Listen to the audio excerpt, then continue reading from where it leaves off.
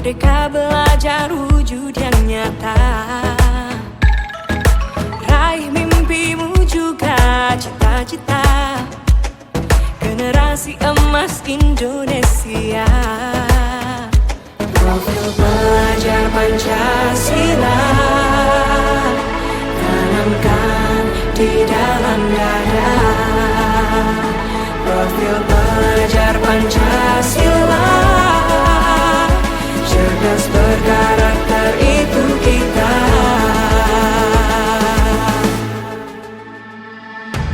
Beriman dan bertakwa pada Tuhan yang Maha Esa. Berakhlak mulia akan kebinekaan global kita. Gotong royong berjiwa mandiri, berpikir kreatif dan bernalar kritis. Perbedaan bukan suatu halangan untuk kita saling bergandeng tangan. Bhinneka Tunggal. Assalamualaikum warahmatullahi wabarakatuh. Alhamdulillahirrahmanirrahim. Puji syukur kehadirat Allah Subhanahu wa Ta'ala. Pada kesempatan siang ini kita dapat berkumpul dalam acara disemiasi aksi nyata calon guru penggerak modul 1.4 budaya positif di sekolah depan. Susunan acara yang pertama pembukaan yang sudah saya jelaskan atau sampaikan. Yang kedua sambutan. Yang ketiga acara pemaparan materi budaya positif di sekolah. Yang keempat tanya jawab. Yang kelima penutup dan doa. Untuk sambutan kami persilakan untuk Bapak Kepala Sekolah yaitu Bapak Ateng Abdullah. Dengan hormat kami persilakan.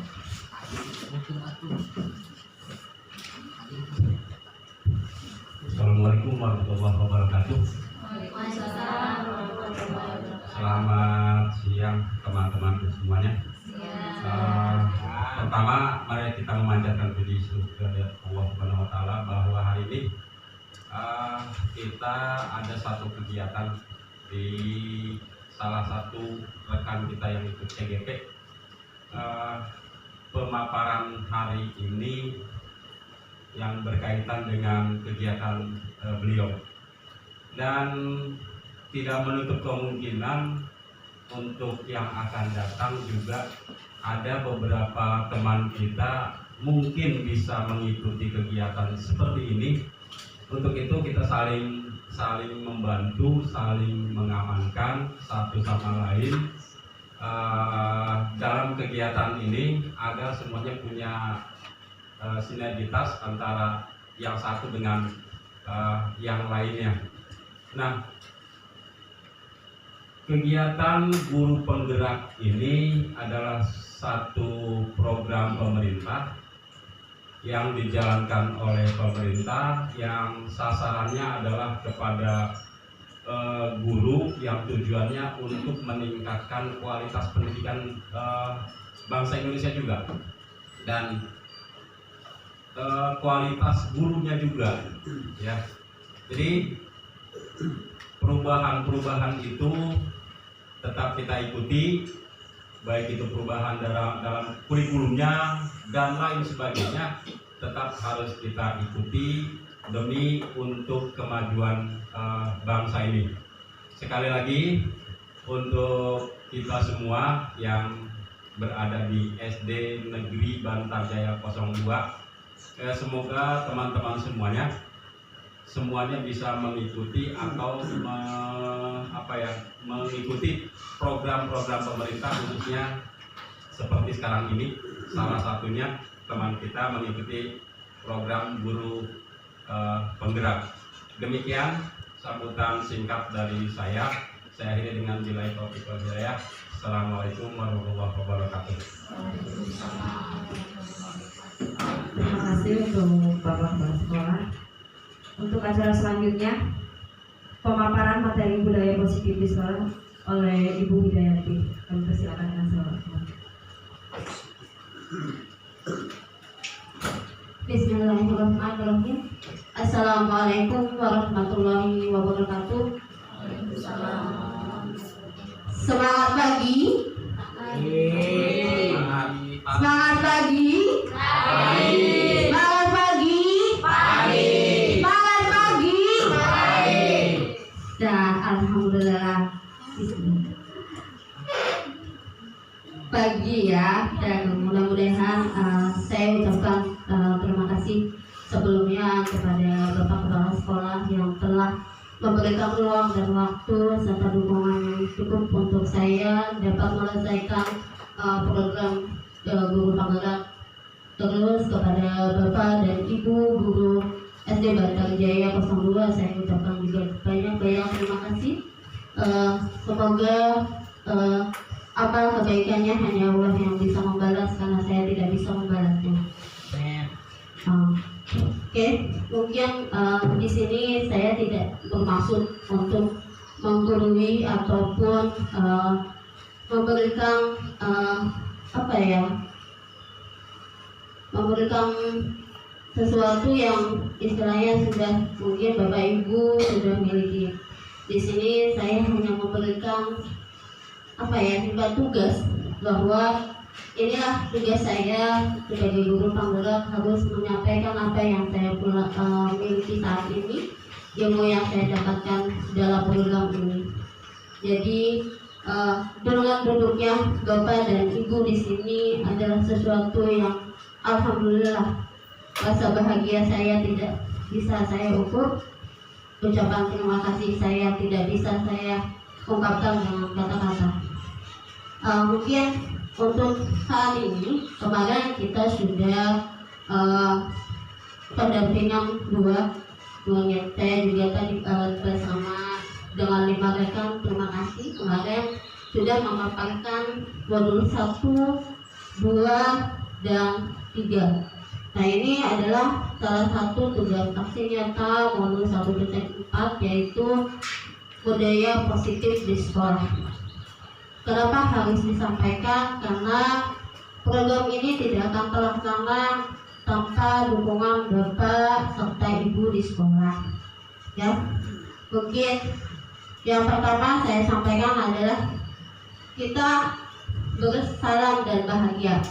Kata salam adalah sesuatu yang harus kita sampaikan untuk kebahagiaan.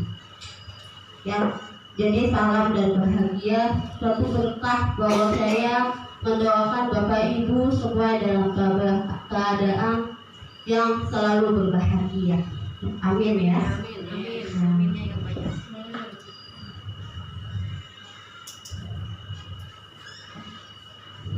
Nah, ini berusaha pemahamannya mengenai budaya positif Bapak dan Ibu.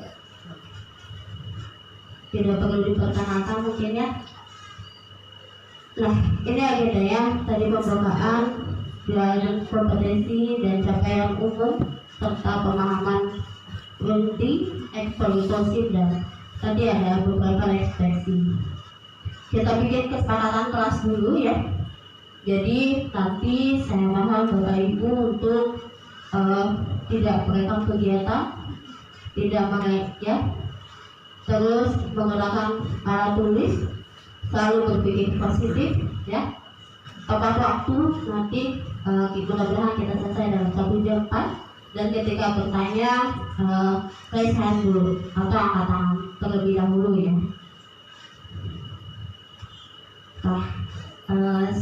Speaking dulu ya Ibu. Saya minta Bapak dan Ibu hadir dalam acara ini. Kita hadir seutuhnya. Kita duduk, silakan tenangkan pikiran Anda. Nah, kita mulai ya berpikir bahwa kita mengikuti acara ini fokus ya seutuhnya di ruangan ini. Oke? Positif, pejamkan matanya. Nah, tanamkan pikiran Bapak Ibu dalam satu fokus tujuan Bapak Ibu. Ya. Dalam acara ini mau ngapain gitu ya? Tanamkan, damaikan hati dan pikiran Bapak Ibu. Dimulai dari sekarang, fokus ya.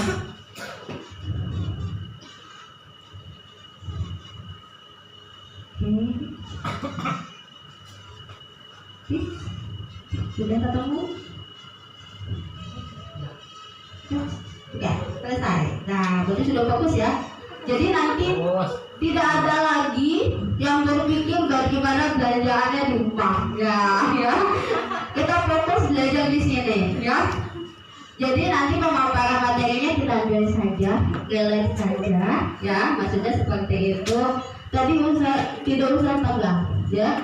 Karena ya seperti itu mulanya, ya. Oke. Jadi fungsi menenangkan pikiran itu tadi ya. Nah,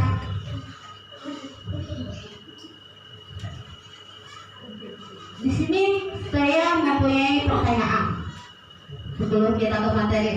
Oh, buku masih belum? Oh ya, masih belum buku. Buku masih belum ya.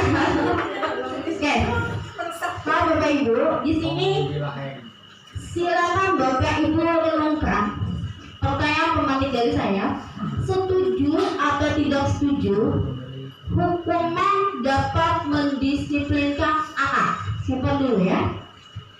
Terus kedua, pemberian hukuman dengan hal positif seperti membaca atau membersihkan halaman sekolah dapat meningkatkan disiplin anak. Clue 2. Simpan dulu jawabannya. Oke, yang ketiga, memberikan penghargaan dapat meningkatkan motivasi belajar anak. Sisa 1 menit. Sudah ketemu jawabannya? Oke. Hukuman dapat mendisiplinkan anak. Coba Pak Adri. Setuju atau tidak? Bagi saya setuju. Setuju. Ya. Oke. Tapi dalam hal yang positif ya. Ya. Intinya hukuman dapat mendisiplinkan anak. Berarti Pak Adri setuju. Oke. Dari yang lain? Iya. Bukan nih?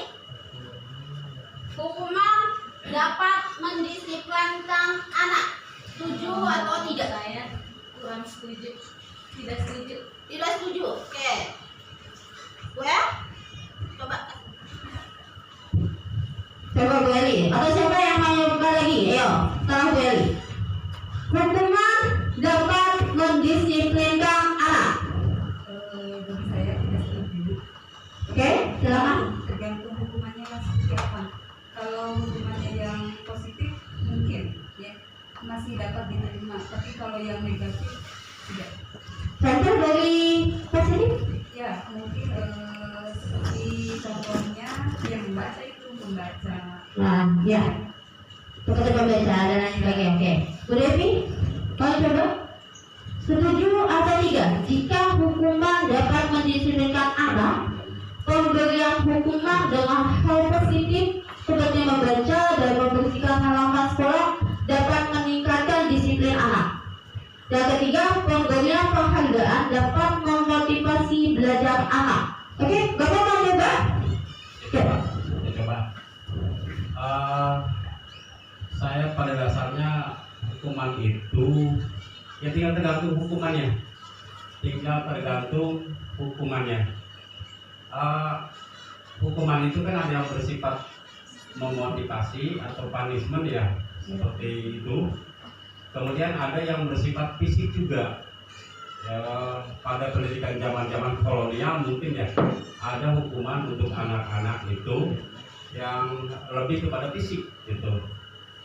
Nah, itu tidak setuju kalau yang seperti itu. Tetapi kalau untuk hukuman yang sifatnya punishment, memotivasi, ya punishment, saya sangat setuju. Misalnya ada anak yang dihukum dengan cara punishment, Misalnya dengan ya diberikan tugas membaca atau menulis, tapi itu pun diukur dengan kemampuan anak juga.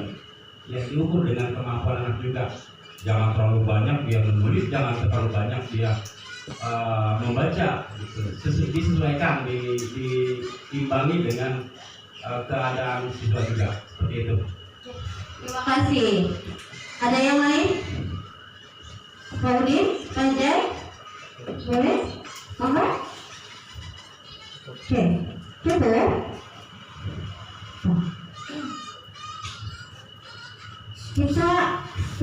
Kita simpulkan bahwa ada beberapa guru yang mengatakan hukuman itu dapat mendisiplinkan anak dengan kata setuju.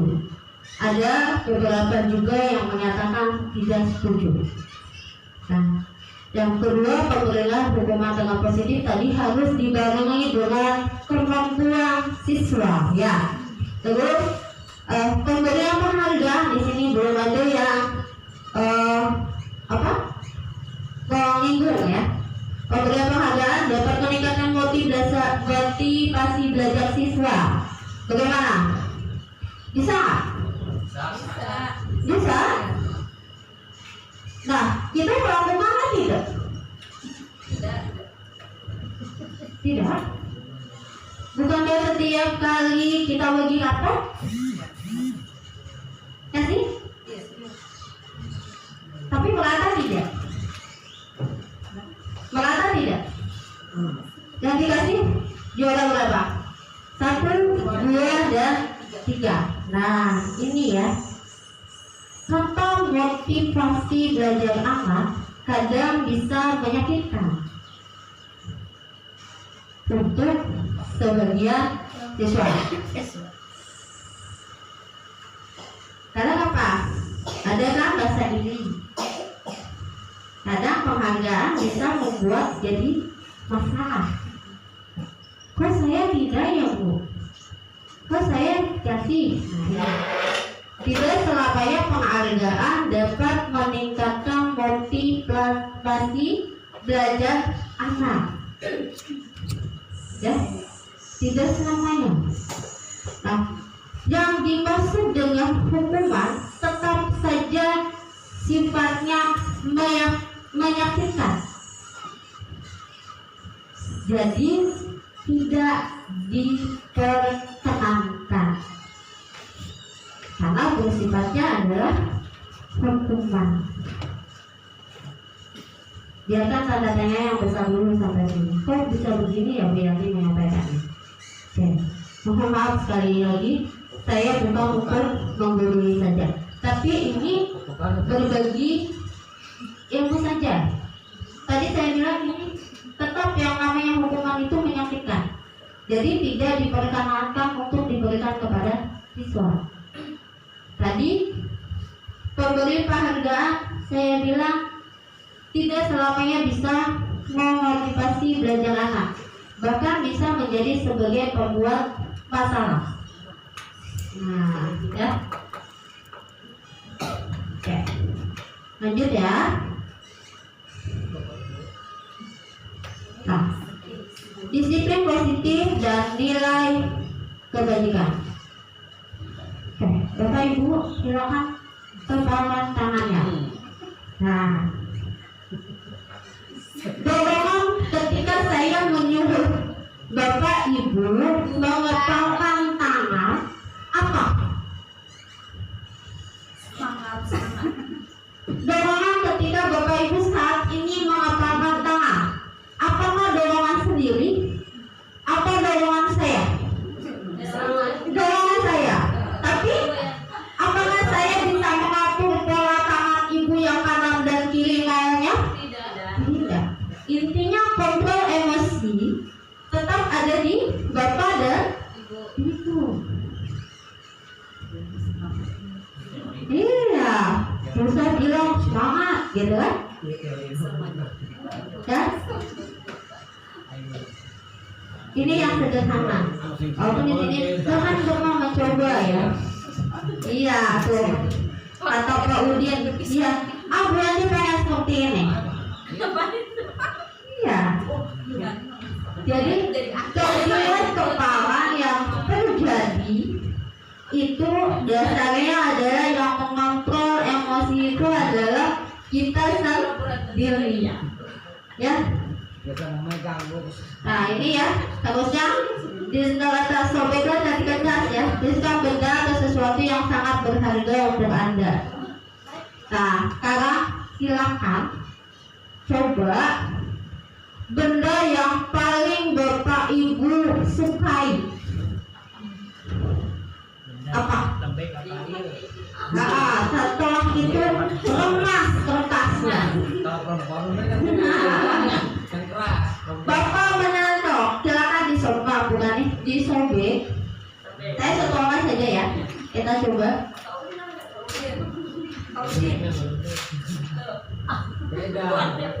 Coba yang kalau ada. Oke, Pak Andri. Benda apa yang Pak Andi paling sayangi? Tulis di sini, lalu Pak Andi jangan kasih tahu, Pak Andi kemas.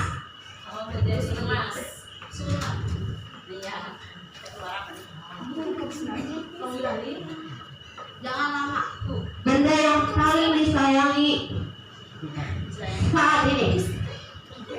Enggak kepo enggak? Nah, kemas sama Pak Andi. Kemas. Sekarang buka nih, pegang tangan Pak Andri, buka sebuah pengen ngintip. Jangan.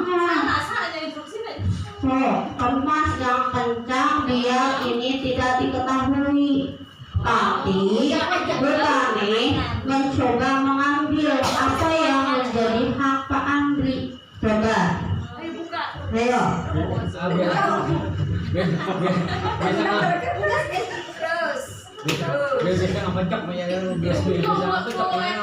Nah, bukan nih, jangan ngancam bukan nih.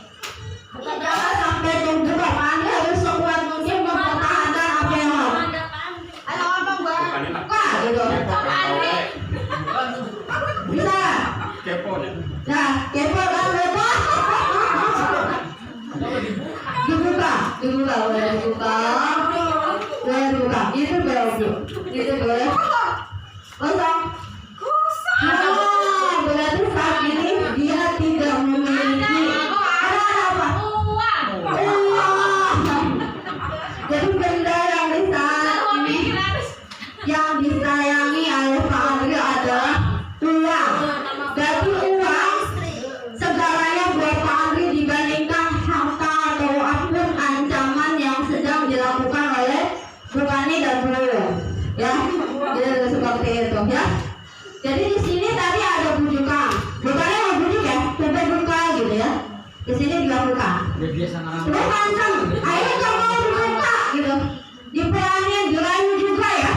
Kalau itu akhirnya tetap direbut dengan paksa.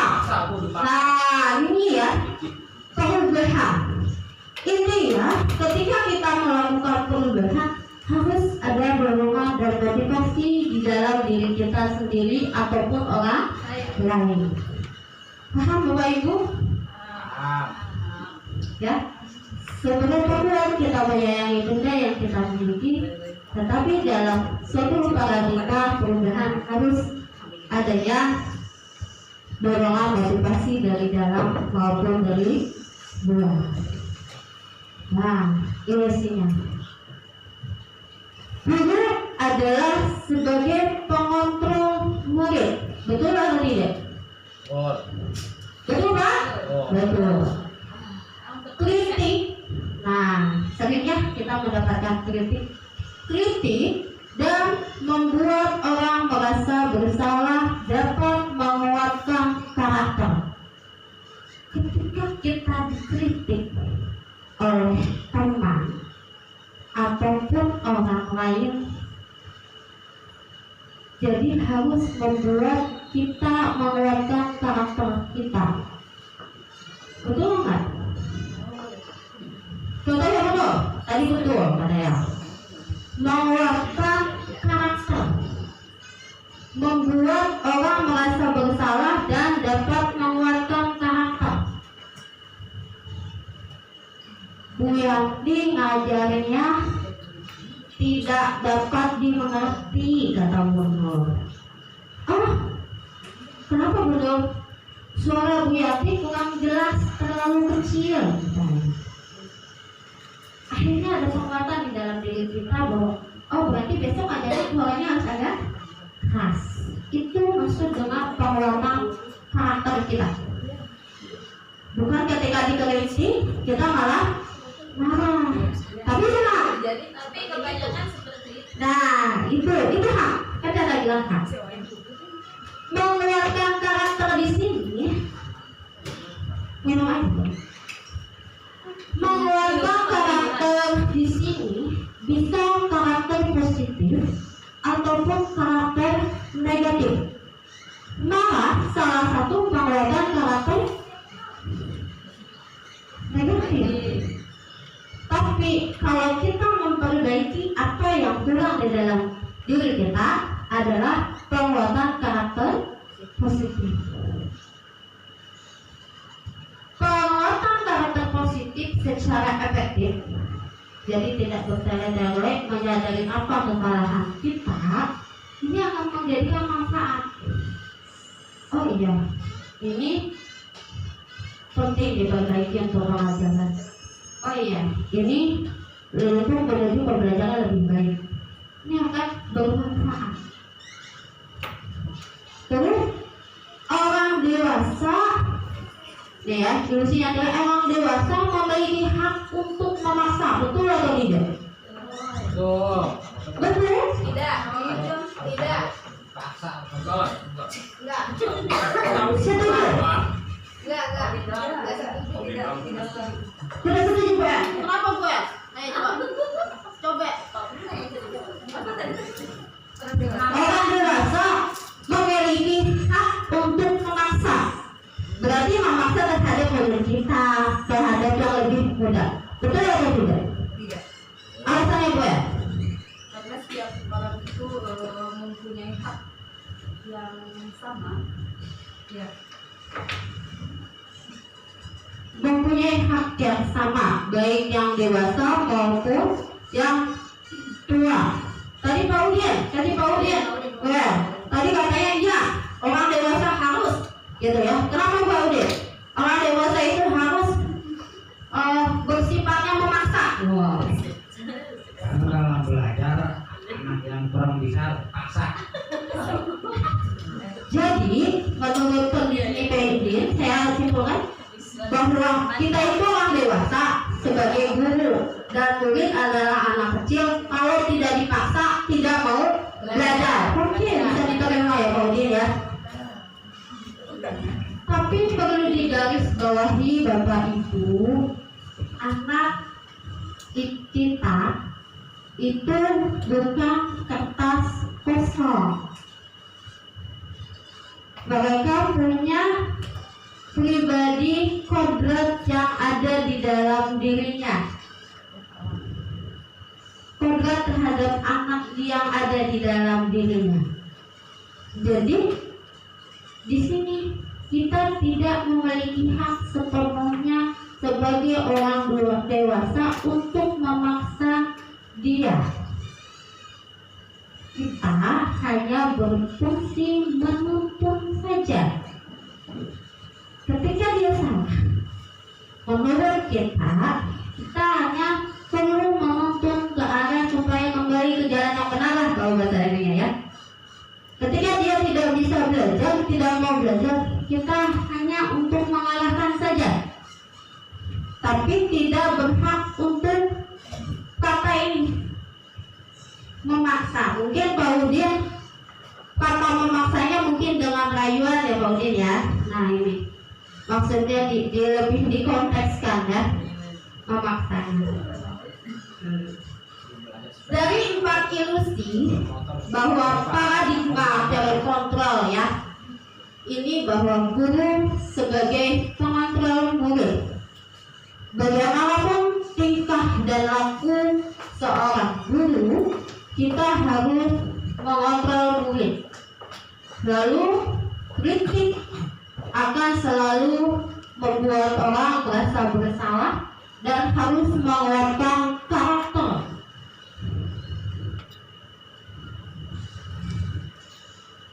Ke arah yang positif agar lebih bermanfaat dan efektif, ya. Dan solusi yang keempat, bahwa orang dewasa memiliki hak untuk memaksa, ya, tadi disebutkan. Nah, ini disebut stimulus respons, ya, teori Koppel.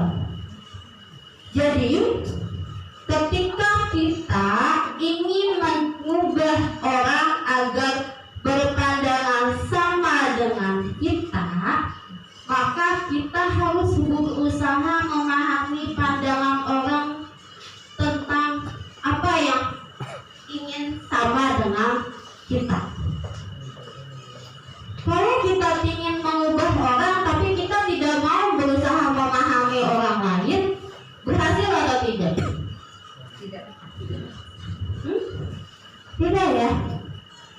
Kita mau orang itu menjadi lebih baik, tapi kita tidak tahu bahwa orang itu tidak mau berubah dan sudah nyaman dengan zona ini, tidak akan sama. Stimulus dengan pilihannya tidak akan sinkron. Perilaku buruk dapat dilihat dari sebuah kesalahan. Perilaku buruk dilihat dari sebuah kesalahan, betul atau tidak? Jika kita melakukan salah, maka dinyatakan itu buruk. Betul. Tapi harus dilihat, semua perilaku memiliki tujuan. Baik orang yang maling, baik orang yang sholat, semuanya mempunyai tujuan. Baik perilaku yang salah, buruk, baik, menurut lingkungannya tetap memiliki tujuan. Apakah orang lain bisa mengontrol bapak dan ibu? Tidak. Betul. Karena seperti yang saya sampaikan tadi, ketika bapak ibu mengepalkan tangan, walaupun saya paksa kepalkan, tetapi yang mengontrol emosi kita adalah diri kita sendiri. Yang mesti ngurus tangan ini supaya mengepal adalah tetap bapak dan ibu, bukan Yanti. Betul? Iya. Jadi kembali bahwa semua orang itu tidak bisa mengontrol orang lain, tetapi bisa mengontrol dirinya sendiri. Kalau yang dibilang bungkung jangan ngantuk, bisa yang mengontrol sendiri. Tidak. Karena yang bisa mengontrol diri kita adalah diri kita sendiri. Pemaksaan adalah rujukan yang gagal. Coba Bu Eli yang dipaksa, pokoknya Bu Eli sekarang ikut CGP. Nanti orang pertama tanpa pemaksaan. Terus kalimatnya begini, ayolah Bu El, ya datang ikut. Tidak kenal lagi, ayo buru datang. Nah itu berarti udah sifatnya pemaksaan. Apakah ini dilakukan pada saat bujukan yang pertama dan kedua gagal? Maka orang menyatakan pasti adanya pemaksaan. Tapi kolaborasi dan konsekuensinya ini akan menyatakan pilihan baru. Misalnya, ketika yang dibujuk, Ibu El bisa tertarik, bisa tidak. Ketika yang melakukan pemaksaan, Bu El bisa tertarik ataupun tidak. Jadi ada selalu pilihan baru. Bisa saja itu CGP-nya mah enggak, malah dibenci sama Bu El. Betul? Iya. segala ikut campur urusan orangnya. Nah itu. Jadi ada selalu konsekuensi dan menciptakan suatu pilihan yang baru. Sekarang belajar berpikir menang kalah. Ini suatu pilihan hidup. Pak Jai, konsekuensi menang kalah. Ini sifatnya di olahraga ya. Kalau tidak menang ya kalah. Ya. Kalau tidak ya iya. Sudut keseimbangan. Betul? Sudut keseimbangan. Tapi coba kita berpikir seperti ini. Harus menang dan menang. Kenapa? Oh ya, tidak menyatakan. Tapi kalau kita berpikir menang kalah, duluan. Seperti kalah, gitu ya. Tapi kalau kita berpikir menang dan menang, paradigmanya selalu berhasil walaupun kita dalam pertandingan itu adalah kalah. Paling tidak kita menang mengalahkan rasa takut kita sebelum bertanding.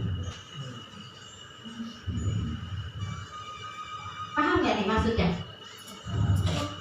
Jadi kalau kita berpikir sebelum tanding, kalau nggak menang dan kalah, selalu motivasinya kurang.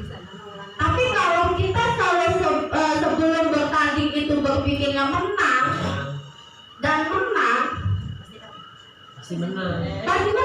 Walaupun misalnya sebelum kita kalah, paling tidak apa yang menang? Mengalahkan rasa takut ketika kita sebelum bertanding. Ada poin menghargai diri sendiri. Nah, gimana betul? Maksudnya, udah ketangkap? Ya? Nah, ini makna dari kata disiplin. Mungkin Bapak Ibu lebih paham karena sekarang itu artinya disiplin itu ternyata belajar. Fakta ini dari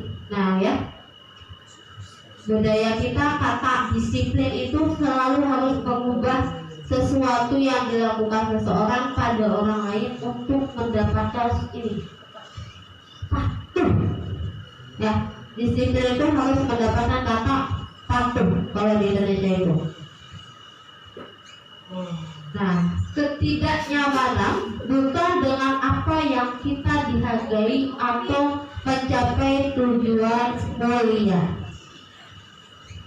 Kantor, speaking dulu ya. Ayo, berdiri Bapak Ibu. Ayo, berdiri.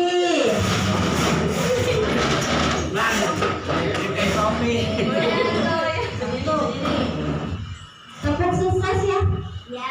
Tepuk sukses. Iya. Belum sukses. Belum masih apa? Tepuk sukses. Hah? Ayo coba siapa yang bisa? Sukses ya. Benar. Sukses. Di hatiku ada cinta. Di mulutku ada doa. Di tanganku ada karya.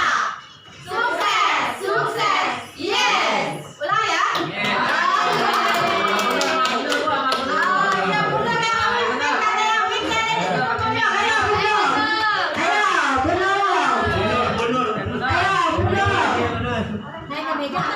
Tepuk sukses ya. Di hatiku ada cinta. Di mulutku ada doa. Di tanganku ada karya. Sukses. Yes. Nah, sedikit ya. Terima kasih. Sedikit menghilangkan ya. Alhamdulillah. Iya. Kan? Kembali ya Bapak Ibu untuk mempercepat waktu ya. Di sini kata disiplin di kita selalu dalam budaya kita itu selalu menyatakan suatu bentuk kepatuhan. Jadi ketika ada kata disiplin, kita selalu menyatakan bahwa kata disiplin itu harus patuh dan taat terhadap aturan yang ada. Nah, ini yang disebut dengan nilai kebajikan. Nilai kebajikan adalah sifat positif manusia yang merupakan tujuan mulia yang ingin dicapai oleh setiap individu. Nilai-nilai tersebut bersifat universal, ya, dan lintas bahasa, suku, bangsa, agama maupun latar belakang. Menurut William Glasser, ya, bahwa perilaku manusia selalu memiliki tujuan, ya, seperti ilusi tadi ya. Dengan mengaitkan nilai-nilai kebajikan yang diyakini oleh seseorang, maka lalu ada motivasi intrinsik, dorongan dari dalam ya, yang akan terbangun sehingga menggerakkan motivasi mencapai tujuan yang diinginkan. Itu berdasarkan dosen. Nah, nilai-nilai kebajikan di kita sebagai pendidikan di Indonesia adalah dikenal dengan ini, Bapak Ibu, profil pelajar Pancasila. Kepada visi sekolah kita harus memiliki ini, profil pelajar Pancasila. Ujung-ujungnya pendidikan kita selalu ke sini. Mendisiplinkan apapun ujung-ujungnya adalah profil pelajar Pancasila. Yang pertama adalah beriman, bertakwa kepada Tuhan Yang Maha Esa dan berakhlak mulia. Seperti tadi visi kita yaitu unggul dalam pengembangan pendidikan, mewujudkan sumber daya manusia yang cerdas, terakhir disiplin dan berakhlak mulia. Berarti kita sudah ada satu. Terus bersifat mandiri, bahwa siswa kita harus bersifat mandiri, berakal kritis, terus kebinekaan global, bisa bergotong royong, bekerja sama dengan orang lain, serta kreatif. Nah, jadi profil pelajar Pancasila siswa kita itu harus memiliki ini. 6. Ya. Nah, misi kita di sini adalah cerdas, terampil, disiplin, berakhlak mulia. Berarti poinnya adalah ini, ya, benalar kritis. Terus poin pertama beriman, ya. Terus kata terampil di sini berarti kreatif, ya, tidak daya bergotong royong.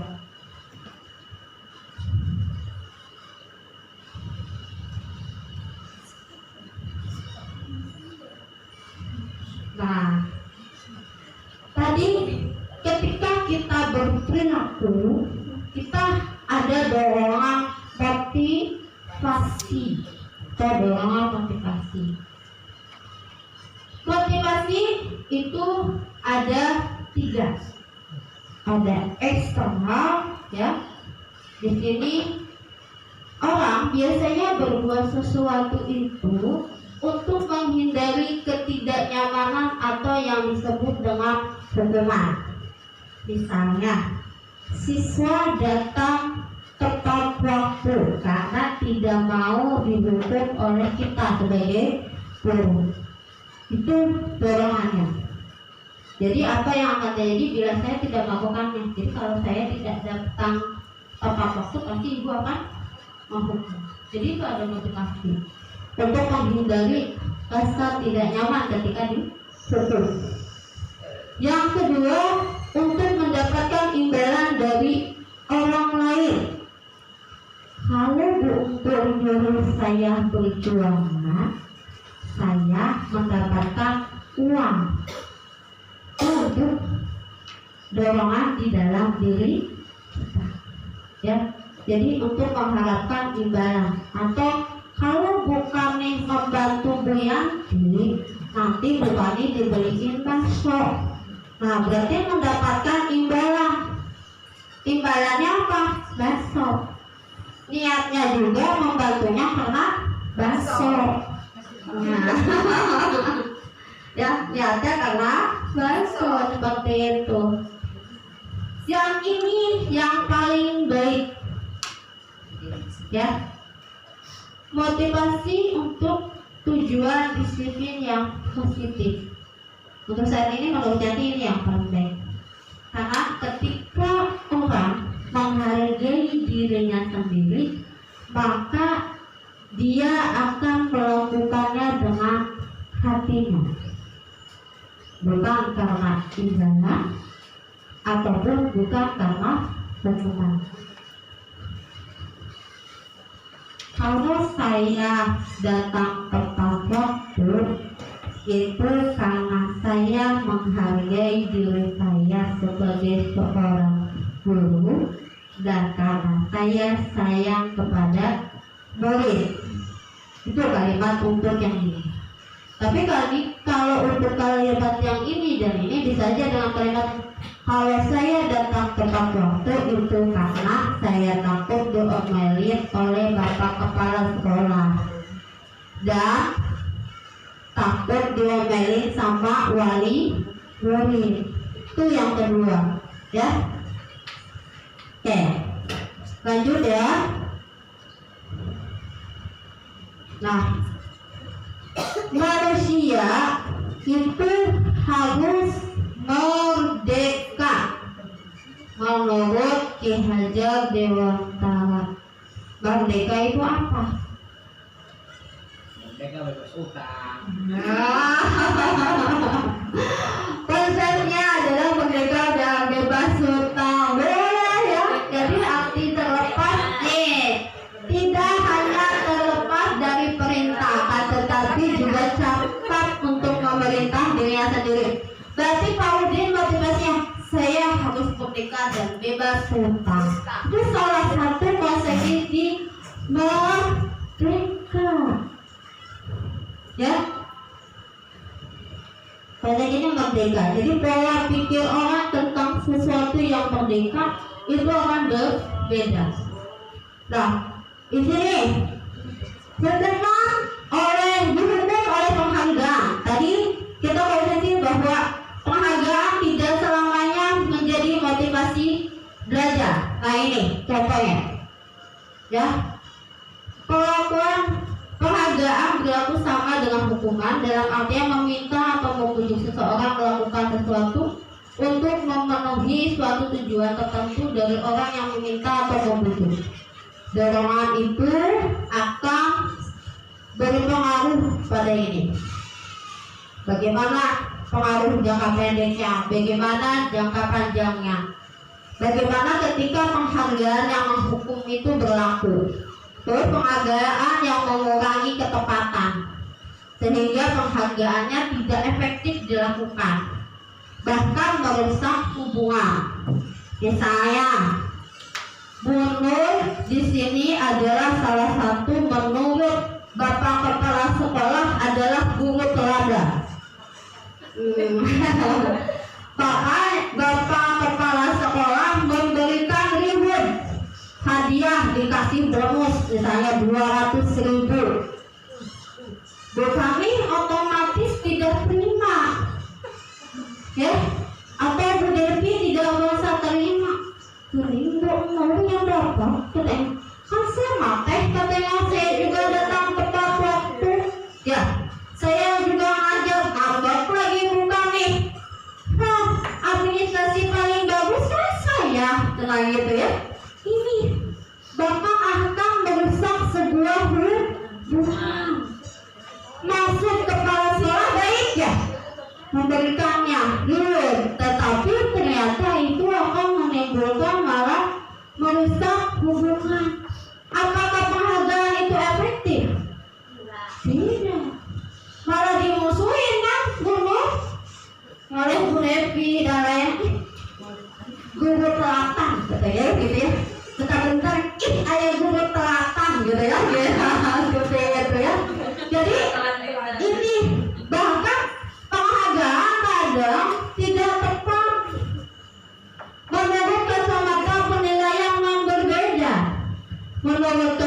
sekolah guru yang sudah sempurna. Menurut pengawas, karena administrasi yang bagus adalah Bu kami. Menurut kacamata rekan kerja Pak Andri, Bu Untur, yang bagus adalah Bu Devi, misalnya aktif dan segala macam. Nah itu mengurangi ketepatan.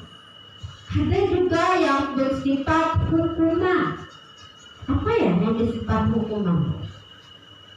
Penghargaan bersifat hukuman. Tapinya dikasih surat, dikasih hadiah, tetapi menjadikan beliau beban. Tuh hukuman, ya. Pengaruhnya tadi sudah yang dijelaskan, yang jangka pendek paling tidak dijauhi.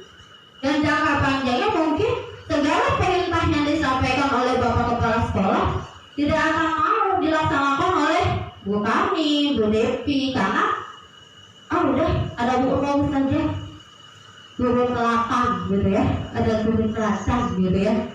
Karena jadi seperti itu. Jadi tidak selamanya penghargaan itu baik dilakukan.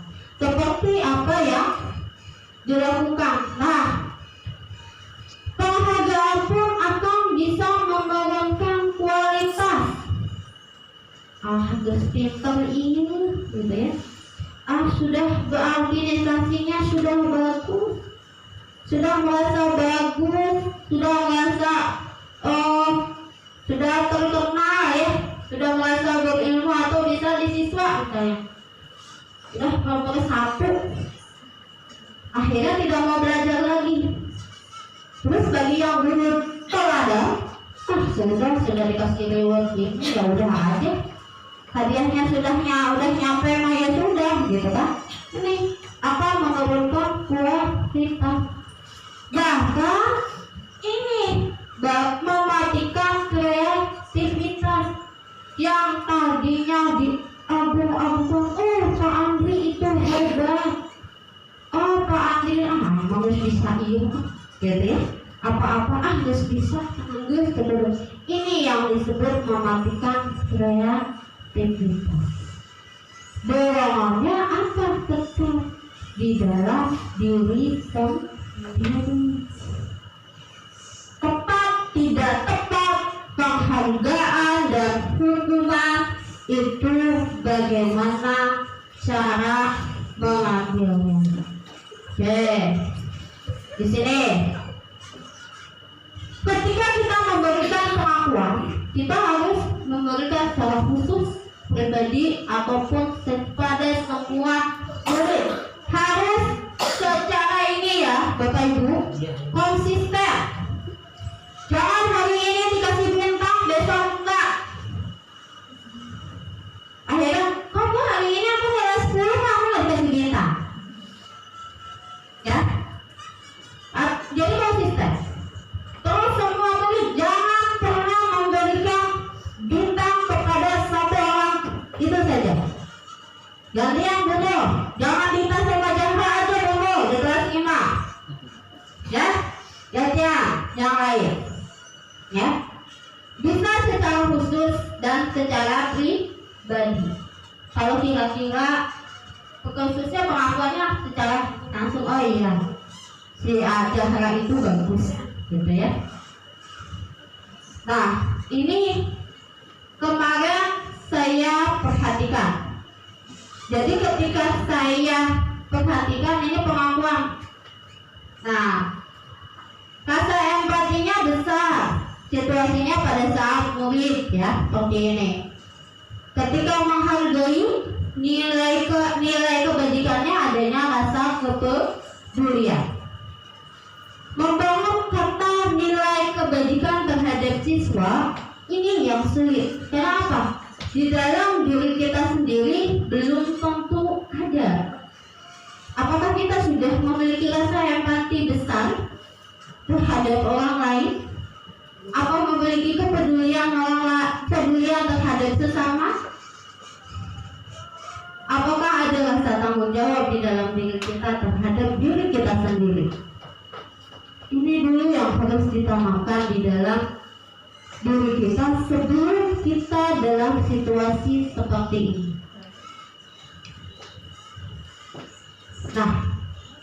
Coba Bapak Ibu, di sini saya meminta Bapak Ibu membacakan apa hukuman atau konsekuensi. Mencatat 100 kali di dalam buku kalimat saya tidak akan terlambat lagi. Hukuman atau konsekuensi? Oke. Hukuman atau konsekuensi? Konsekuensi. Oke, catat. Konsekuensi. Berarti yang pertama konsekuensi. Oke, tulis dulu. So, yang pertama konsekuensi. Yang kedua, lari mengelilingi lapangan basket 2 kali karena terlambat hadir di sekolah. Hukuman. Tulis dulu. Nadir diminta untuk push up 15 kali karena tidak menggunakan masker ke sekolah. Hukuman. Oke. Terus, menggantikan kertas tugas teman yang telah dicoret-coret. Konsekuensi. Membersihkan tumpahan air di meja tulis karena tersenggol pada saat belajar. Murid disuruh untuk tidak mengenakan sepatu seharian di sekolah karena tidak menggunakan sepatu hitam. Hukuman. Lari mengelilingi lapangan basket 2 kali karena terlambat 10 menit untuk mengikuti pelajaran PJOK. Hukuman. Sudah dikunci Bapak Ibu jawabannya? Nah, kita lihat. Betul tidak? Terbalik. Terbalik.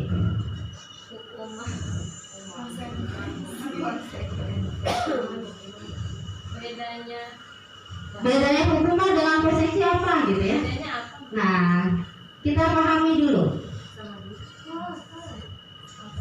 Mencatat 100 kali di dalam buku kalimat saya tidak akan terlambat lagi karena terlambat ke sekolah. Apakah siswa diberikan hukum apa seperti ini? Menyesal tidak? Tidak. Ya, tulisannya jadi halus. Ini kenapa disebut hukuman Bapak Ibu? Ini bersifat menyiksa. Menyiksa. 100 bagaimana kalau yang tidak bisa nulis? Nah, Nggak bisa lucu, udah tua. tapi kan di sini saya tidak akan terlambat lagi gitu 100 kali. Terus pada saat menulis ini apa dia mengikuti pelajaran? Tidak.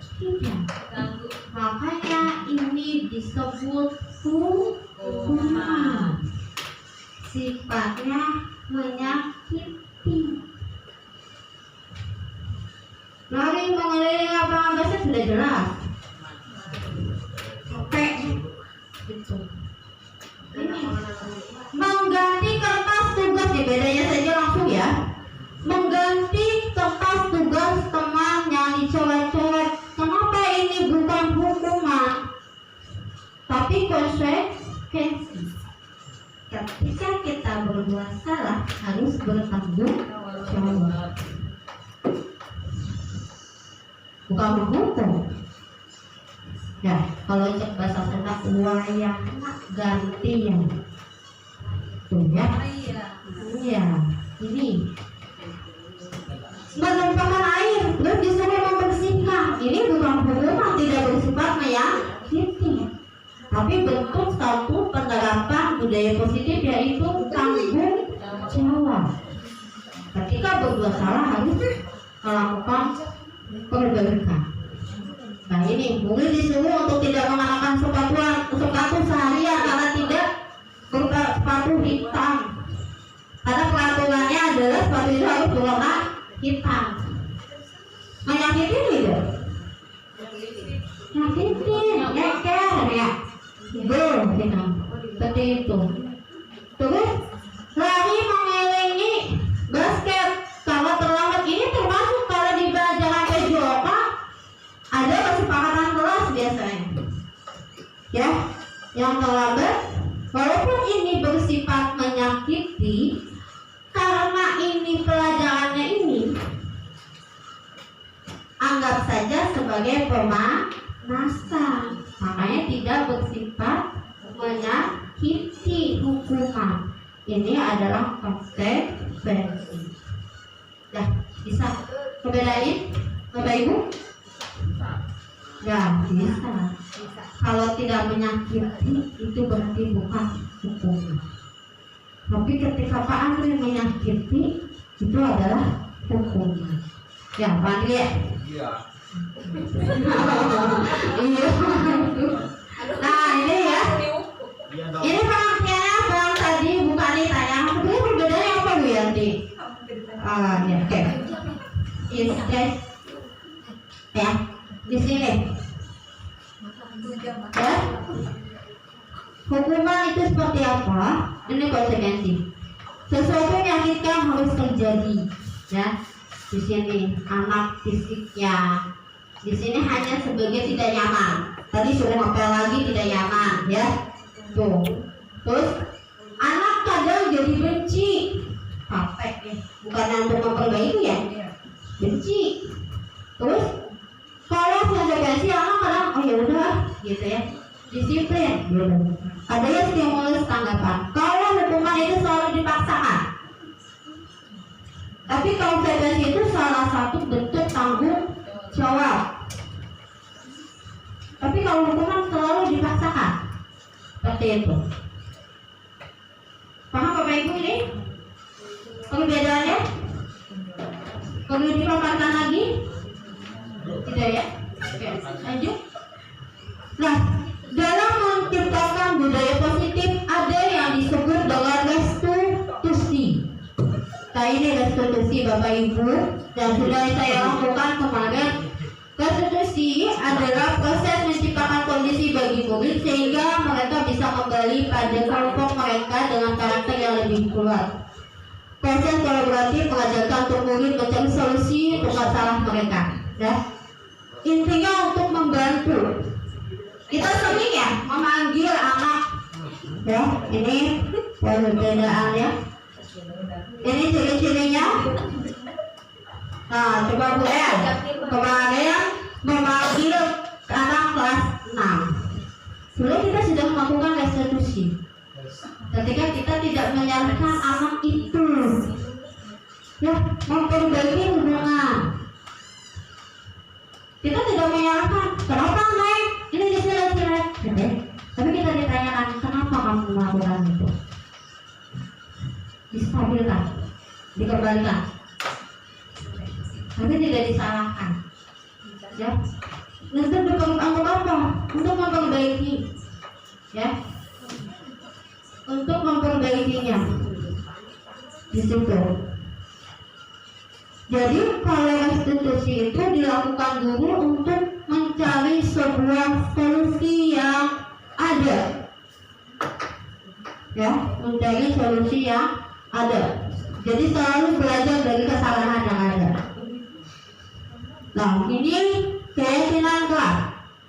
Keyakinan kelas kenapa harus tidak ada peraturan? Kalau keyakinan kelas itu diposisinya saja, untuk keyakinan kelas itu hasil kesepakatan antara kita sebagai guru dengan siswa. Tapi kalau peraturan kita yang membuatnya sendiri. Perbedaannya di kurikulum mereka apa sih? Ada keyakinan kelas, ada keyakinan sekolah, ada peraturan kelas, ada peraturan sekolah. Perbedaannya kalau peraturan kelas adalah kita yang buat sendiri sebagai seorang guru. Kalau kesepakatan sekolah, keyakinan kelas, kesepakatan kelas itu hasil kita dengan murid ngobrol. Kita mau ngapain ya?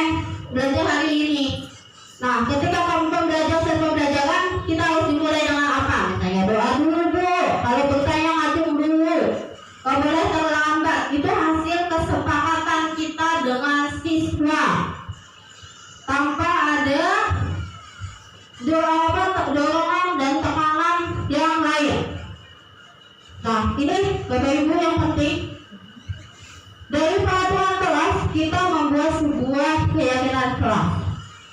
Ketika kita sudah membentuk keyakinan kelas, maka akan menciptakan lingkungan yang positif. Karena kita melakukan pembelajaran yang baik. Setelah melakukan lingkungan positif, kita akan menerapkan budaya positif di sekolah tersebut. Ya. Nah, ini contohnya. Coba sekarang Bapak Ibu di stop yang saya ada, tuliskan salah satu keyakinan kelas yang Bapak Ibu yakini bisa dilaksanakan di kelas. Satu, ini contohnya. Kalau kesepakatan kelas, nah seperti ini. Contohnya, karena contoh yang ada di kelas Bapak Ibu. Tulis. Setelah itu saya minta Bapak Ibu untuk menempelnya di sini.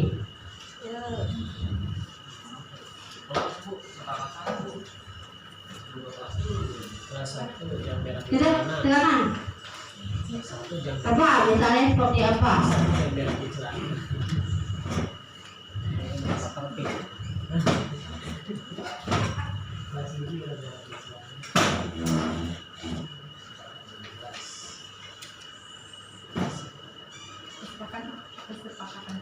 Kesepakatan kelas yang ada di kelas Bapak dan Ibu. Oke, terima kasih. Ya, di kelas Ibu, apa kesepakatan kelasnya kalau mau sebelum pembelajaran? Ini Oke, kesepakatan kelas mengerjakan tugas piket, tidak bercanda. Oke, tadi apa?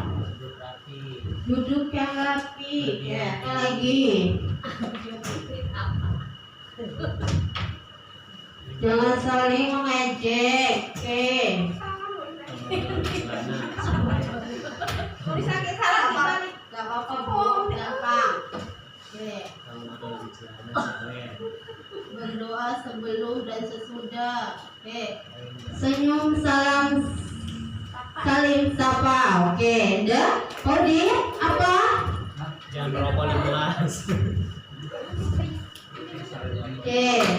Dilarang buang sampah sembarangan. Oke.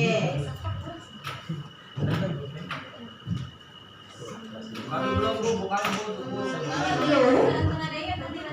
Kesepakatan kelas di kelas bukan nih apa? Oke. Contoh. Oke, ini kesepakatan kelas. Dilanjut ya Bapak Ibu. Kita sudah 1 jam. Adonan lagi bukan. Apa? Membuat adonan kelas. Membuat kelas aktif. Oke. Bapak Ibu, dalam membuat kesepakatan kelas, kita harus memasukkan kata-kata nilai kebajikan, yaitu profil pelajar Pancasila. Ini contohnya ya Bapak Ibu.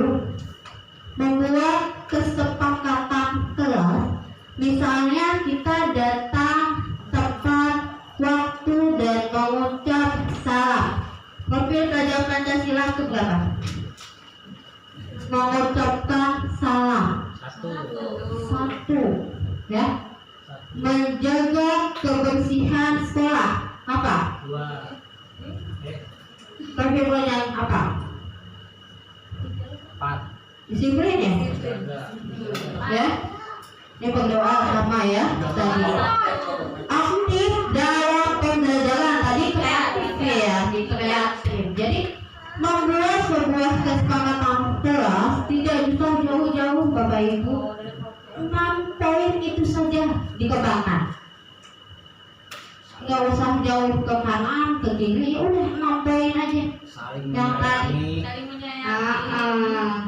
Saling menyayangi antara Pak Udin dengan Pak Jai ya, 1 dimensinya ya, 1 dimensi itu ya tadi.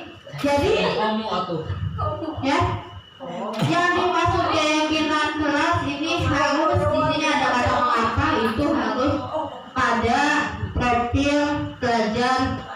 Pancasila. Ini sudah betul Bapak Ibu, tapi ada beberapa poin yang harus ditambahkan di dalam profil pelajar Pancasilanya. Jadi ada yang tumbuh, ada yang tertulis, ada hanya tergambar saja. Ya. Lanjut ya. Nah ini intinya ini harus bisa menghormati, bekerja dan dapat diterima. Ya, saya akan kelas itu. Ya, harusnya kita praktek, tapi waktunya tidak cukup. Ya, seperti ini. Nah, coba Bapak Ibu lihat. Selalu kembalikan buku ke tempatnya. Keinginan kelas atau tidak? Dilarang mengganggu orang lain. Hadir di sekolah 15 belum belajar dimulai. Dilarang melakukan kekerasan. Dilarang menggunakan narkoba. Bergantian menunggu giliran. Berarti semuanya nih kayak giliran kelas. Kita lihat ya. Nah, kayak giliran kelasnya ditunjukkan dengan apa? Di sini adanya nilai tanggung jawab, menghormati orang lain, betul ya? Oh, berarti betul. Dilarang kekerasan. Apa yang faktor yang dipoinkan keinginan kelasnya? Keselamatan. Ini nilai-nilai kebajikan yang timbul dari profil pelajar Pancasila ya Bapak Ibu. Jadi 6 poin itu penggambarannya ini: tanggung jawab, menghormati, ya, adanya kesehatan, adanya keselamatan dan keamanan. Lanjut ya. Nah, ini kebutuhan dasar manusia bungkul. Apa? Coba bungkul. Bukan tidur, dari tadi menyimak ada gambar lope. Apa? Iya. Intinya manusia itu memiliki 5 dasar kebutuhan hidup ya. Yang paling utama adalah bertahan hidup. Dengan apa? Makan, minum, tidur termasuk ya. Bertahan hidup. Menerima rasa kasih, sayang dan rasa diterima dan dihargai oleh lingkungan. Membuat kesenangan di dalam dirinya. Terus adanya kebebasan untuk berpendapat dan ekspresi. Ini salah satu kebutuhan dasar manusia. Yang paling sering adalah ini: penguasaan terhadap diri kita dan orang lain. Kita itu selalu pengen orang lain ikutin apa yang kita mau, ya. Nah, ini 5 posisi kontrol guru. Selama ini kita sebagai siapa? Apakah sebagai penghukum? Apakah sebagai pembuat rasa bersalah? Sebagai teman? Sebagai pemantau? Apa sebagai manajer? Nah ini, kalau menghukum misalnya menghadiri segala macam ya. Kalau berbuat salah, kata-katanya. Nah, kalau sebagai teman seperti ini, ayo lakukan demi ibu ya, saya seperti itu. Kalau sebagai pemotong, melihat saja anak itu masalah, itu hanya dilihat saja. Nah, kalau manajer ditanya, anak itu kenapa melakukannya, dicari sumbernya, kenapa anak Paudin itu bisa berantem. Ya, ngelamun aja, iya kenapa ngelamun aja, anak itu belum makan ya, itu sebagai manajer. Jadi ada pertanyaan-pertanyaan yang diajukan terhadap siswa, ya. Nah, ini ya, kalau kita menyatakan saya kecewa sekali terhadap siswa, itu membuat rasa bersalah. Ketika tidak pernah benar itu sebagai penghukum, sebagai teman, ya. Nah, ini sebagai pemantau. Jadi kata-katanya ini pertanyaannya ya. Nah, kalau kita selalu memberikan penguatan, ayo kamu bisa nyelesain ini, yaitu sebagai manajer ya. Ini konsekuensi yang tadi ya. Nah, segitiga restitusi ya. Segitiga restitusi Bapak Ibu bisa kita lakukan ini seperti BKM. Nah, ketika kita melakukan bimbingan konseling, ketika kita memberikan apa yang sebenarnya terjadi dengan siswa kita. Nah, jadi ada kelemahan karena ini segitiga restitusi. Yang pertama adalah menstabilkan identitas. Ketika siswa salah melakukan kesalahan, kita tidak boleh menghentikan kamu berbuat salah, tapi kita meyakinkan apa yang dia lakukan itu benar. Oh, ibu juga kalau dalam posisi seperti itu akan melakukan hal yang sama. Atau oh, ketika itu sama ibu juga pasti melakukan kesalahan.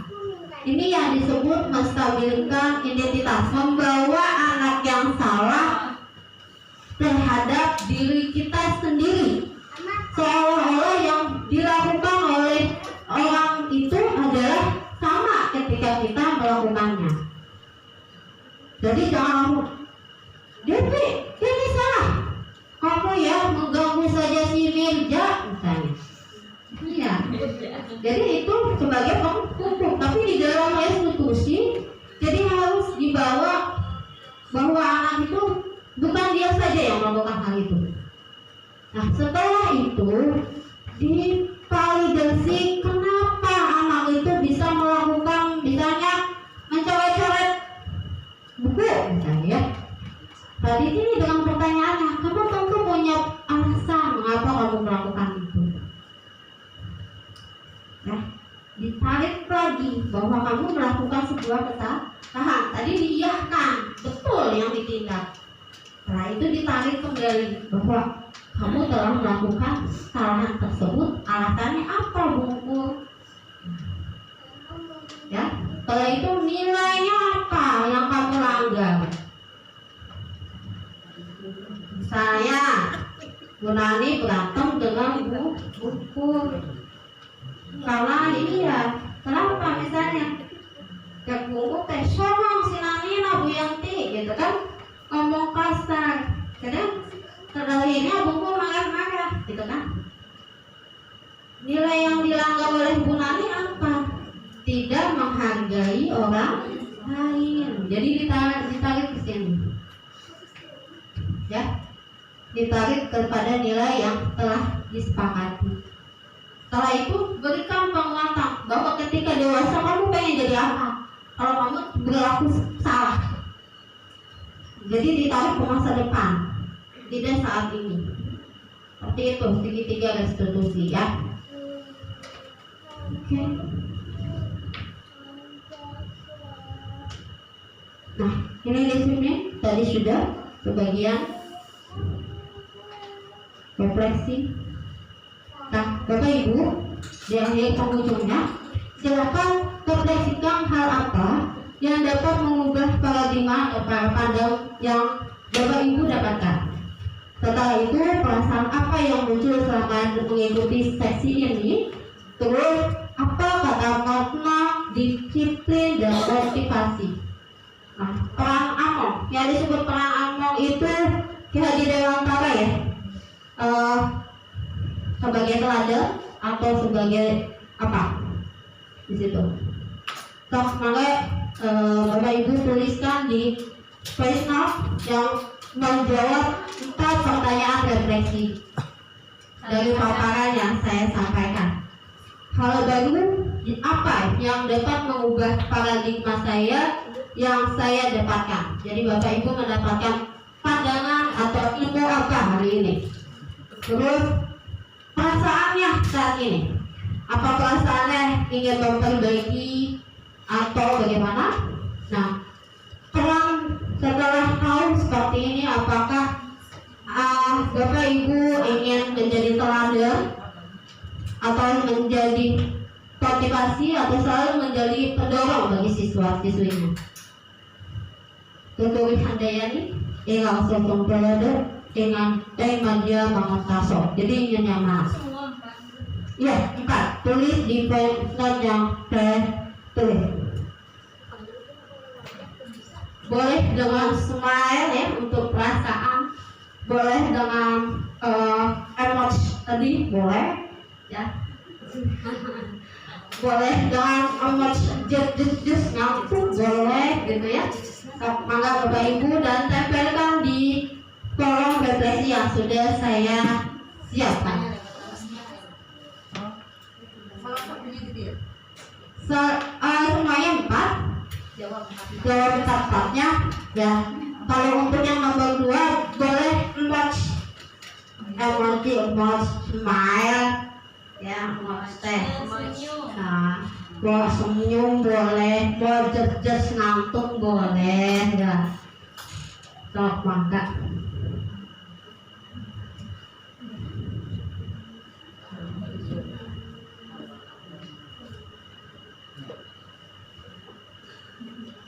Yang ketiga tadi, omong apa?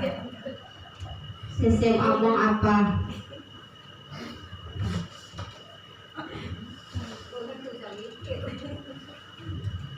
Hal baru apa yang mengubah paradigma Bapak Ibu selama mengikuti sesi ini?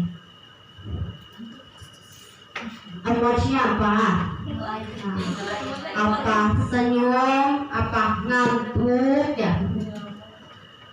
Atau apa? Terus perannya tadi seperti yang saya bilang, bisa ingaso sutolodo, ingajo bangun tangso, bisa tuturi handayani. Setelah Bapak Ibu mengerti bahwa budaya positif yang harus dilaksanakan itu terlepas dari hukuman, konsekuensi, dan restitusi.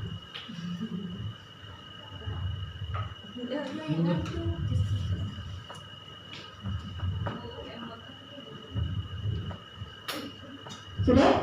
Sok banget ditempel di blok strategi yang sudah saya siapkan.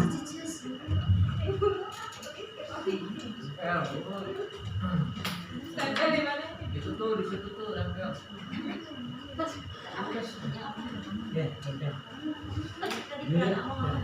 Oh, pilih boleh 3-3. Ingajo bangun tangso, ingaso sutolodo, tuturi handayani. Boleh? Perannya yang mana? Apa? Udah, yang ribetlah teladan. Apa sebagai pendorong? Ya. Soalnya referensi nanti. Ya, pendorong. Ingat sok. Pendorong apa? Pendorong tuturi handayani. Ini aja. Hah?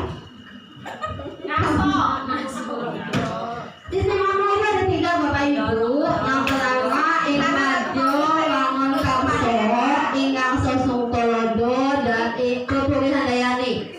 Memberikan motivasi terus sebagai teladan. Yang ketiga adalah sebagai pendorong. Jadi Bapak Ibu pengen sebagai guru yang seperti apa menjalankan amongnya? Tuturi handayani.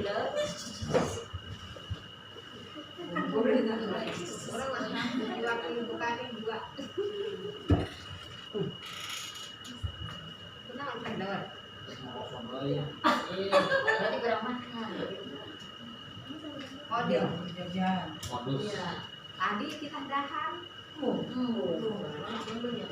Sudah Bapak Ibu? Oke. Bapak Andi sudah selesai? Ya belum. Dan nanti sampai 3 saja. Apa saja? Salah satu saja. Antara 3 dan 4 itu salah satu saja. Ya, sedikit dibacakan refleksinya ya.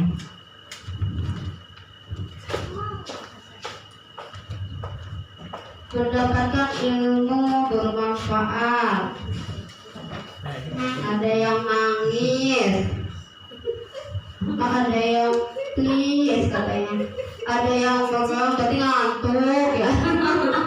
Ada yang apa? Hanya tertulis, ada yang aja sebagai pendorong berarti ya. Oke, semuanya sepakat sebagai pendorong, berarti sebagai motivator ya. Oke, bungkus sebagai apa bungkus? Oke.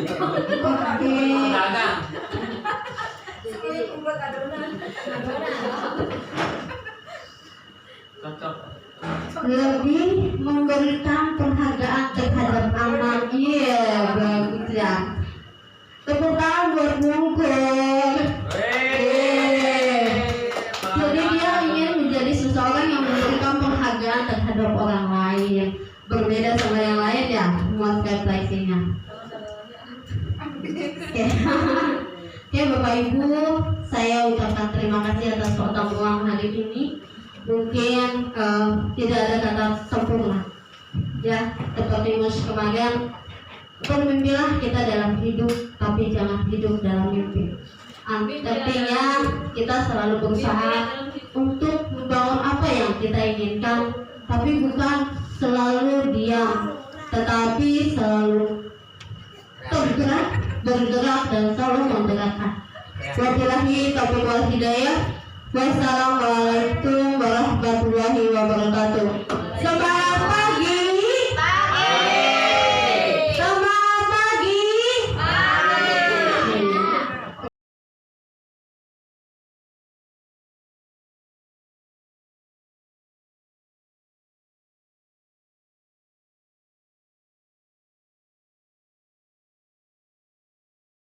Assalamualaikum warahmatullahi wabarakatuh.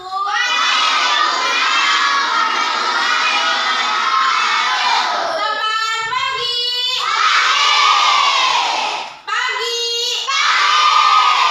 Kelas 5. Oke, tetap semangat. Nah, sebelum pembelajaran dimulai, hari ini kita akan membuat sebuah keyakinan kelas. Keyakinan kelas adalah keyakinan sesuatu yang diperbuat dan dilakukan berdasarkan hasil kesepakatan kelas. Jadi keyakinan itu terdiri dari apa yang harus dilakukan di kelas ini dan apa yang tidak boleh dilakukan di kelas ini. Nah, caranya nanti Ibu akan membagikan kertas ini dan tulis ya, tulis di sini. Nah, yang pertama sekarang tulis dulu apa yang harus dilakukan ya di kelas. Setelah itu yang tidak boleh dilakukan. Ke belakang ya sayang ya.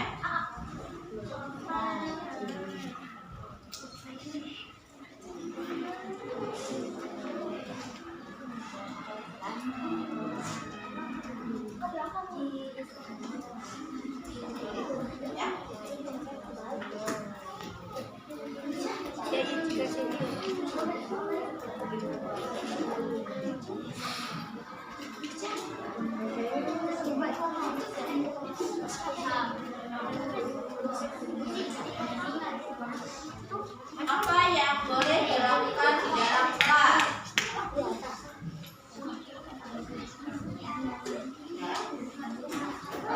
Tulis. Apa yang boleh dilakukan di dalam kelas? Tidak boleh dilakukan di dalam kelas.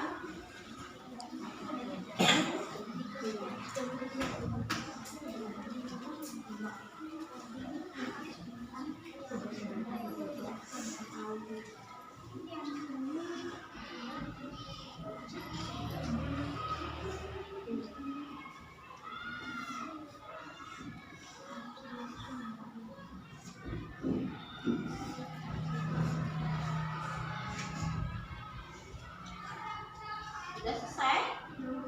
Sudah selesai, silakan ditempel di depan.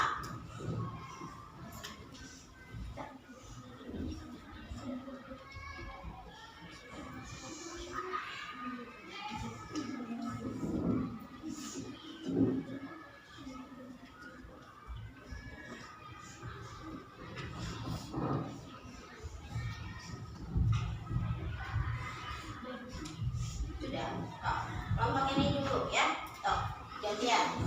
Tempel dulu di sini. Nanti kita akan pilih mana yang disepakatinya.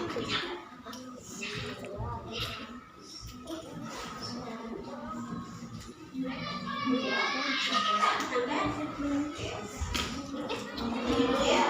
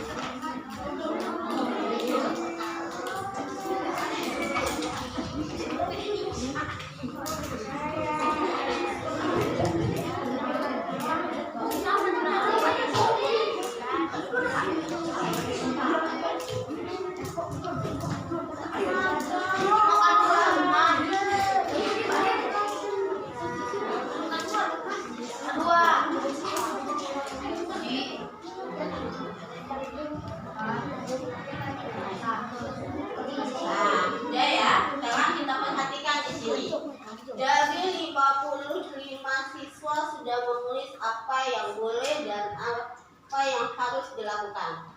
Nah, Ibu melihat dari sini ada membuang sampah pada tempatnya. Tidak boleh buang sampah sembarangan. Itu harus dilakukan atau tidak boleh dilakukan? Tidak. Membuang sampah pada tempatnya? Boleh. Dilakukan. Kita pindah ya, sini ya. Berarti ini disepakati ya. Terus ya. Harus patuh terhadap guru. Boleh dilakukan atau tidak boleh dilakukan? Boleh. Pindah ya. Oke. Nah. Oke. Sekarang yang tidak boleh lakukan adalah berisik di kelas. Nah, ini tidak boleh ya. Oke. Tidak boleh mengebuli. Setuju tidak? Setuju. Di sini ya. Oke, terus membuang sampah. Nah, menghormati sesama dan saling menolong. Perlu dilakukan? Perlu ya. Sepakat ya ini ya.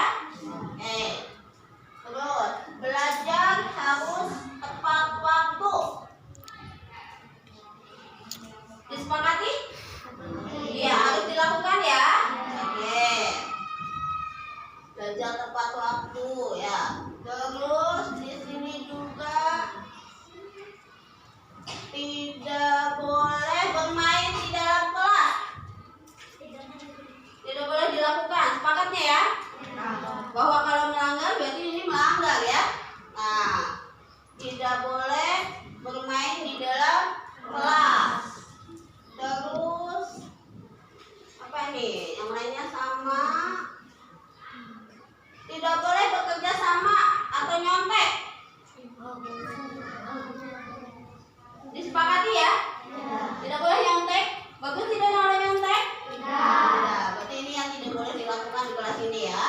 Terus kalau yang lain tidak boleh menyebut-nyebut nama orang tua. Disepakati ini jadi? Tidak disepakati? Disepakati. Oke, berarti ini ya tidak boleh dilakukan lagi ya. Tidak boleh lagi dilakukan lagi. Yang lainnya sudah menulis, menyapu, sudah sama semua, hampir sama ya. Tidak boleh main bola. Nah, sepakati atau tidak? Sepakati. Nah, tidak boleh main bola di dalam kelas ya. Yang lainnya membuat PR harus di tepat waktu. Sepakati tidak? Hah? Disepakati? Sepakati ya? Oke, nah ini ya. Sepakati ya? Nah ini. Nah jadi ini adalah keyakinan kelas kita dari beberapa ya hasil kalian. Ini yang harus kalian lakukan dan ini yang tidak boleh dilakukan. Ya, sepakat? Sepakat ya? Ini adalah keyakinan kelas kalian. Jadi tidak boleh dilanggar. Paham saya? Jadi sudah deal ya keyakinan kelas kita untuk hari ini, ya? Siap menjalankannya? Siap. Kelas 5. Selamat pagi. Wassalamualaikum warahmatullahi wabarakatuh.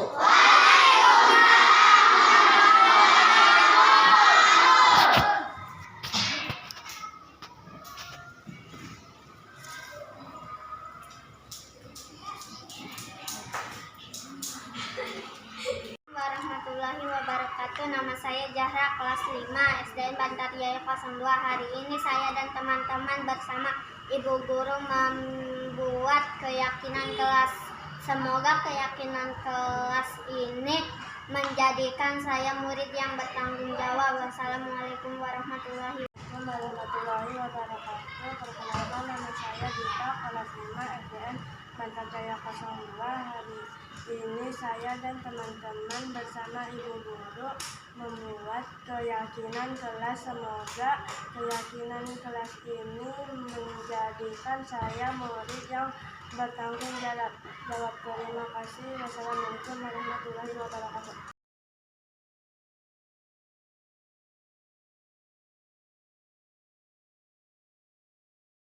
Assalamualaikum. Waalaikumsalam. Boleh saya duduk, Bu? Boleh, silakan ya. Ibu dengar tadi kamu berantem sama Zahra. Ya, Bu. Habis kesel sih. Kenapa kesel? Zahra terus-menerus menyontek hasil kerja saya, Bu.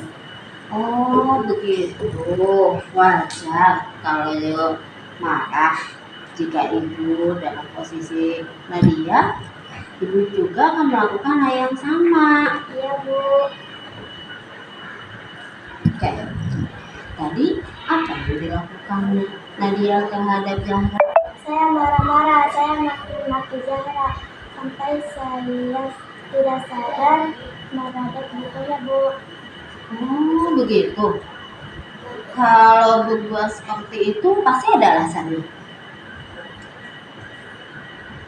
Saya sudah susah payah mengerjakan tugas, Bu, tapi Zahra menyontek, tidak mau berusaha sendiri. Ya, wajar jika kamu marah-marah karena hasil pekerjaanmu tidak mau dicontek begitu saja oleh Zahra. Ibu menghargai segala tindakan kamu dan tidak berbuat sampai memukul Zahra. Iya, Bu. Sekarang coba pikirkan tindakan kamu marah, maki-maki sampai merobek buku Zahra Apa sesuai dengan keyakinan kelas kita? Tidak, Bu. Oke, kalau tidak, menurut kamu keyakinan kelas yang sudah dilanggar apa? Saling menghormati antar teman, Bu. Oke, saling menghormati antar teman itu penting nggak buat kalian? Penting, Bu. Jika kamu menurutnya penting, apa yang harus dilakukan saat kamu marah? Harus lebih bersabar, Bu. Kamu bersedia memperbaiki masalahnya? Bersedia, Bu. Apa yang harus dilakukan untuk memperbaikinya? Saya harus menahan emosi dan amarah saya. Kalau ada teman saya yang mengontak, saya akan laporkan kepada Ibu. Pas sekali tindakan kamu Nadia. Tetap semangat ya sayang ya. Iya, Bu. Sekarang silakan kembali ke kelas.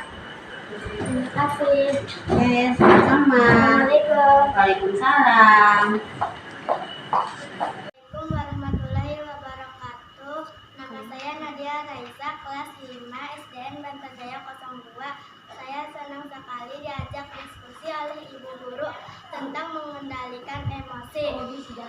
Saya harus banyak bersabar dan bisa menghargai dan menghormati teman-teman. Terima kasih. Wassalamualaikum warahmatullahi wabarakatuh. Waalaikumsalam.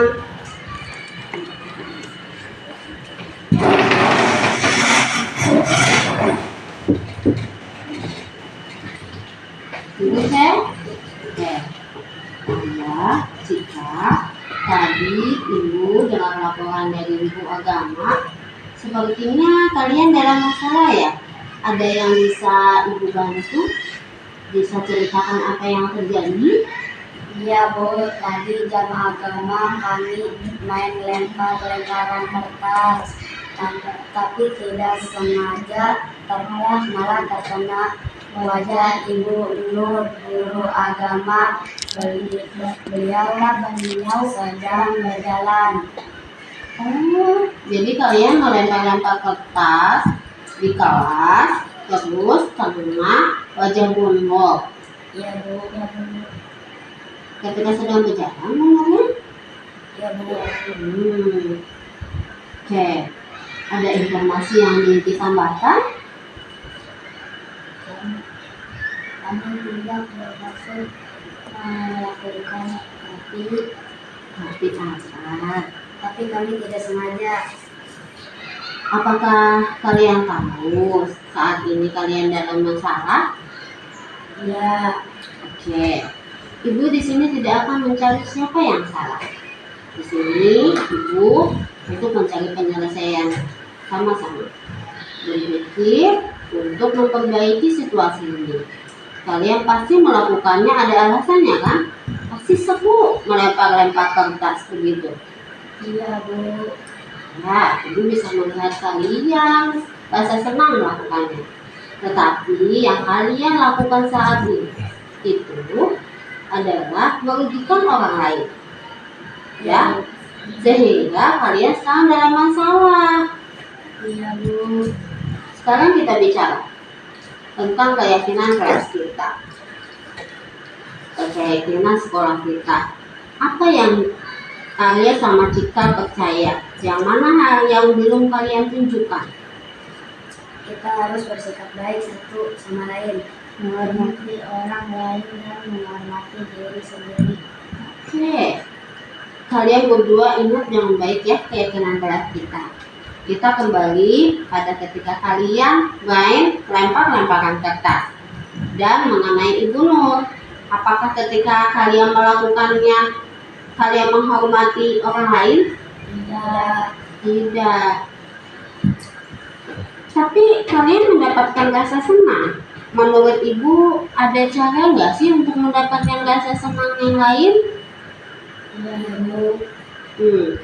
Nah sekarang kita selalu mengendahkan keyakinan kelas kita. Besok kami masuk ke kelas dan kalian bisa berperilaku lebih baik lagi. Iya Bu. Iya. Sekarang pulang ya sayang ya. Ya.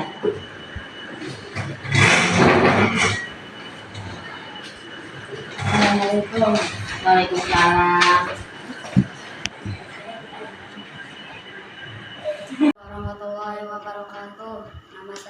Saputra. Nama saya Tika Lakwaniji, kelas 5 SDN Bantarjaya 02. Saya senang sekali diajak diskusi oleh ibu guru tentang keyakinan kelas, yaitu bersikap baik sama orang lain, saling menghargai dan menghormati sesama teman, siap meminta maaf ketika bersalah dan ikhlas memaafkan ketika teman berbuat salah. Terima kasih. Wassalamualaikum warahmatullahi wabarakatuh.